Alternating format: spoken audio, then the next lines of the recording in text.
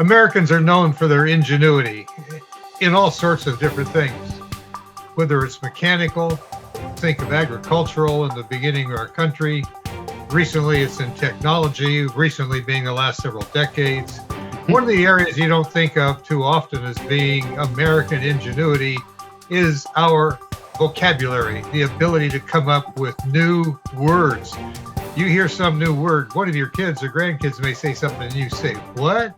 How do you spell that? Well, I don't know. What's it mean? Well, let me explain that to you. Well, one of the new words that we ran across just recently, you ready for this? Be sure I get it right. Zooks. How do you know? How do you know if it's right? Yeah. That's a guess. Zoox. What is Zooks? It's zoo with an X. Well, what do you mean? You zoo and you get rid of the zoo because it has an X on it? No, that's not really what's happening here. Zooks, for some reason, happens to be a competitor to two other words which we happen to know. Waymo, which is, way more expensive. It's way more easier. It's just right. Waymo. Well, it's Waymo driverless cars. You want to hail a cab, you use your smartphone and you get a car that shows up and there's nobody in it. You don't have to talk to anybody, and the driver doesn't smoke or smell. What a deal Correct. Is that? Not bad. Also, Zooks is also competing with Tesla for the full service driver taxi business. That's a startup. So maybe Zooks will become a Zoom X. Right. Competing. Maybe they'll be faster. We don't know. But one thing that we do know is despite many people's disbelief and objections, especially if you're a taxi driver, right? We don't believe full service driving is going to work as well as actually having somebody looking down the road ahead of you or the mirrors behind you. But 14 million people were delivered from point A to point B last year in full service driven vehicles. Fully autonomous vehicles. And while we sit around still and pontificate about whether or not this is going to be a good thing or a bad thing, it's happening anyway. It's happening now. And it's funny how people they're willing to argue about whether or not it's a good idea to have a self-driving car. And they don't even look at, how's the human driving car working out for us? Hey, Perry, Perry, let me interrupt you. We should tell people who we are. Oh, sure. Why not? Sure. I'm Don Creech. And I'm Perry Sykes, and you are listening to the Investor Resources Podcast. Driven by human beings, by the way, thus far. Within a year, you probably wouldn't know if it was or it wasn't. But anyway, the argument about cars is that, tens of thousands of people die every year right now in human-driven cars, mostly because some human being wasn't paying attention or was doing something that they never should have been doing, and that gets eliminated with autonomous vehicles. They're not perfect yet, and they probably never will be. Nothing is. There's going to be mistakes that happen sooner or later. Aircraft crash, for goodness sake. So it's things are going to happen once in a while. By and large, just the safety numbers alone from self-driving cars are impressively superior to human beings behind the wheel. And nobody's texting and driving, nobody's shaving and driving, nobody's putting on their makeup and driving, nobody's trying to look at their GPS while they're driving. The car takes care of that. And there was just a woman the other day delivered a baby in a Waymo on the way to the hospital. Well, she wasn't having to drive, thank goodness, because that wouldn't have worked out too well at all. So there are some big pluses. But the thing here is, like you said, Don, last year, 14 million paid rides last year, 14 million.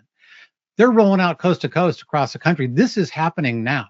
The transition is going to occur. It's just a matter of how fast it's going to take place. And so far, it's happening faster than they thought it was going to. Well, Zooks is an example because they're a brand new company and they expect to roll out 10,000 vehicles this next year. Right. They get NHTSA, they get national safety approval, and they're operational. What's really interesting is the impact of this is application of artificial intelligence that people don't even think about when we think of AI, which is really, we've got another whole subject and podcast we can do on how it's being implemented that people are just totally unaware of. But full service driving is one of them. And even if it's not full service driving, what you're finding is that artificial intelligence is taking over the operation of your vehicle. You have automatic transmissions that are computer generated shifting that you don't even know how many gears you have in your car anymore. Right. It is changing the automotive industry. Tesla is by far the leader in developing the technology and probably is going to become the operational system for virtually all vehicles. They are so far ahead. Germany, which has been known historically for phenomenally engineered automobiles, correct, is losing its global market because they don't have software development capability that's anywhere close to what Tesla has already introduced. Correct. I mean, their share of markets around the world is going to continue to shrink, which is a big problem for the German economy because automobiles, trucking, manufacture has been a major foundation for their operation, for their economic system. But you turn around and you take a look at Ford and General Motors. In fact, we were on a webinar the other day, and the full service driving came up, and one of the guys said, "Well, I think he said he had a Cadillac with FSD in it." He says, "But sometimes it just goes to sleep." Right. Well, that's the reason people are frightened about using it. But when you take a look at where these have been tested in geofenced, which basically means they're not going to go outside a very specific geographic area so that they can still be monitored to be sure they're operating safely and the software doesn't have any glitches in it. But that's gradually being expanded as the safety factor continues to improve. Correct. And in 2026, Waymo is going to be offering driverless cars. They're going to become available to teenagers, 14 to 17 years old. You had to be 18 or above before to ride in one, to order a ride. Now 14-year-olds can do it, and they've also taken many more customers onto the freeway. They've got that whipped. So the growth of the breadth of who's going to use it and where it's going to be available is going to continue to expand. And so far, again, that expansion is happening sooner than they thought, and they're mostly held back by regulators who are less enthusiastic about letting them just do what they can do. But it's happening quickly, and the number of cities that are getting service are expanding, both for Waymo and Tesla. It is rolling out quickly, and it's going to be one of those things that you're going to be sitting around wondering, I wonder if that's ever going to work or not. And then you're going to notice they're driving around outside your house because they're going to be everywhere in less time than people think, I believe. Well, you mentioned people being distracted currently. Sure. I was in Seattle the other day having to come home in the rain, end of the day in rush hour traffic. And I'm going by a car on I-5 South. I'm in the left-hand lane, and there's a lady holding her cell phone up. And I know she's talking on it because you can see the lighted surface. When she's doing something on her cell phone, it's right in front between her and the steering wheel. And I'm thinking, man, I'm glad I'm ahead of her. I don't want to be driving behind her very much. Right. Probably about 5 miles down the road, about the time I got to Federal Way, there's a guy with his phone on a dash-mounted holder watching TV.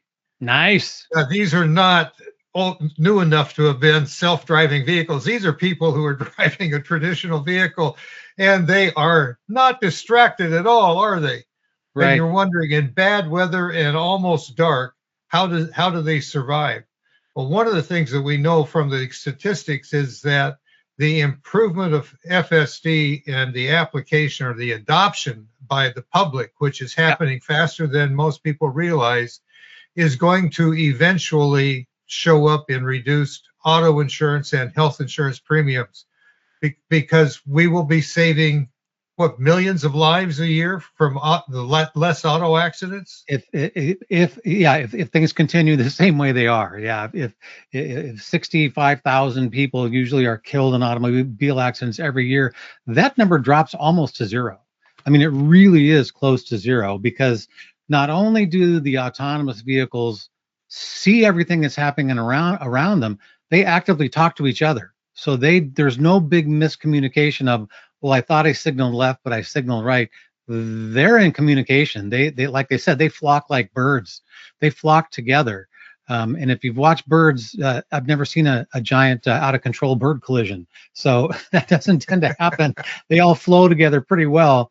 And that's what's going to happen on the roads. That the same sort of effort has gone into making sure that those cars talk to each other. They also they can visually see things that are happening. They will know if something enters the roadway. In fact, they will know if it looks like something might enter the roadway. Waymo's watch for what could happen already, and they're still gearing up for as good as they can be. They can see how good they're going to be. Even they know they're not there yet, but they have no problem saying, "Hey, that's a safer way to get around than a driver on their cell phone." That's for sure. Well, they not only see what's outside the car, they see what's inside the car, which is part of what keeps this experimental stage developing right now. Sure. As I mentioned, we were on a webinar and some guys were talking about their own experience with them. It says, yeah, you can't wear a hat with a brim on it because it can't see your eyes anymore. It can't, sure. What you're looking at, it doesn't know if you're paying attention to the road. It can sense where your hands are because you are supposed to still be in close proximity to taking over the wheel if something goes wrong. So there are built-in precautions to keep you from falling asleep. you close your eyes and don't open. You're wearing sunglasses and they can't tell your status. The car is going to change its mode of operation. It's because it's going to protect you and the people around you. But this is really an application that most of us haven't experienced. But if you show up in San Francisco or Las Vegas or San Antonio, Austin, Los Angeles, New York City is getting a driverless cabs. So it's going coast to coast. And the fact that it is showing up in ways that you don't suspect is actually confirmation that the discounters, disbelievers, late adopters for AI are just out of touch with what's actually happening, because it's the automobile and the the full service driving activity is application, where we think of, well, do you use AI? Well, let's see. I've heard about ChatGPT, but I'm not quite sure what it does, and I haven't used it. But the odds are that you actually have interface with it somewhere along the line. Maybe you haven't rented a driverless vehicle yet, but you have interacted online with some sort of program that has used AI, and you just didn't know AI was generating your feedback. Basically, who didn't buy something from Amazon or Walmart online this year? I think we'd have it would be a long search to find somebody who hadn't done one or the other.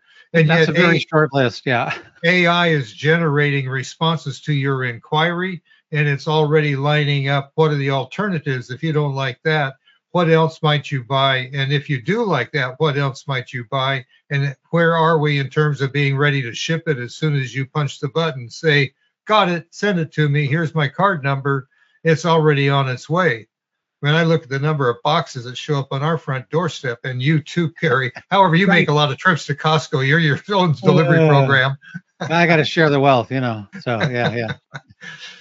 But the material in the financial services world, this is one of the areas where it's perhaps a little bit more challenging, because when ChatGPT first came available, one of the things that Perry, you did was run a test to see what we could do to develop a program for picking stocks or exchange traded funds for portfolios.